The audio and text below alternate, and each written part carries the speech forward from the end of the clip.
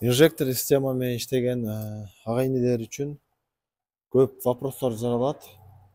Кандай жыткычтар колдонобуз деген ошол азыр мына мисалы бул Launch 603 деген жаңы поколение.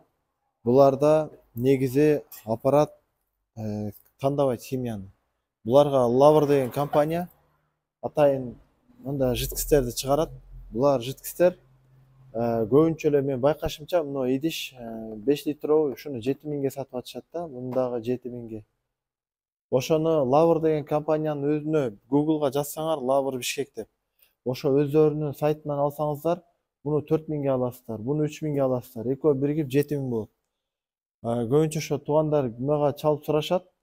Мына розовый жидкость для тестирования форсунок. А бул болсо жидкость для очистка форсунок в уз ваннах.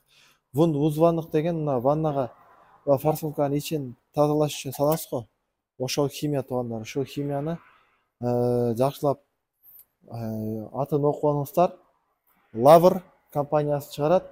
Анан бардыгы эле мындай пластиковый идиште келет. Анан муну оригиналдары дагы кездешет, литровый, тачный литровый, алар литровый консервада келет. Алар бир аз кымбатыраак болот. Баарыңарга ийгилик туугандар, ассаламу алейкум.